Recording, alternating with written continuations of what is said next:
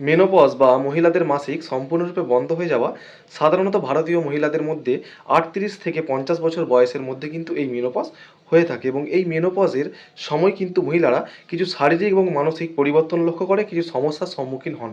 তারা কিন্তু বুঝতে পারে না যে তার এই মেনোপজের জন্যই সমস্যাগুলো হচ্ছে। প্রধানত যে সমস্যাগুলো দেখা যায় এই মেনোপজ সময়ে মহিলাদের মধ্যে বোন লস বা হাড়ের ক্ষয় হয়ে যাওয়া, সেই জন্য তারা হাঁটু, কোমর, বিভিন্ন জয়েন্টে জয়েন্টে ব্যথা যন্ত্রণা অনুভব করে। খুব মাঝে মাঝে তারা খুব নিজেকে গরম অনুভূত করে, মাথা গরম হয়ে যাচ্ছে বা গোটা শরীর গরম হয়ে যাচ্ছে, এরকম একটা অনুভূতি হয়। রাত্রের দিকে খুব ঘাম হয় এবং যৌনপথ শুকনো শুকনো অনুভব করা, প্রধানত শারীরিক মিলনের সময় খুব সমস্যার মুখে পড়ে।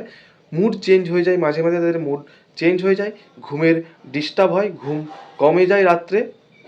এবং কিছু কিছু সময় যেটা হয় সেটা হচ্ছে প্রস্রাবের কিছু কিছু সমস্যা হয়, যেমন বারবার প্রস্রাব করতে যাওয়া বা প্রস্রাব ধরে রাখতে না পারা, প্রস্রাব করতে গেলে ফোঁটা ফোঁটা হয়ে প্রস্রাব বেরিয়ে আসা, এই ধরনের সমস্যার সম্মুখীন কিন্তু এই বয়সের মহিলারা হয়ে থাকেন।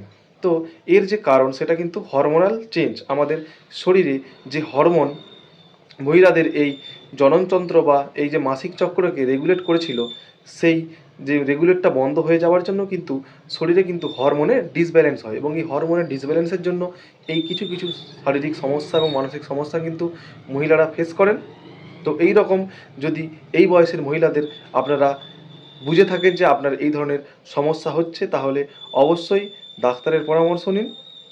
কিছু ঔষধ, কিছু হরমোন রিপ্লেসমেন্ট থেরাপি, কিছু সাপ্লিমেন্ট নিলে কিন্তু এই সমস্যা থেকে কিন্তু আস্তে আস্তে বেরিয়ে আসা যায়, ভালো থাকা যায়। এবং এই সময় কিন্তু আমাদের শরীরে, মহিলাদের শরীরে ক্যালসিয়ামের ঘাটতি ঘটে। তো সেই সময় কিন্তু ক্যালসিয়াম সাপ্লিমেন্ট নেওয়াটা খুব জরুরি। তাই ভিডিওটি ভালো লাগলে অবশ্যই লাইক, কমেন্ট এবং শেয়ার করবেন, এবং আমার পেজটিকে ফলো করবেন। ধন্যবাদ।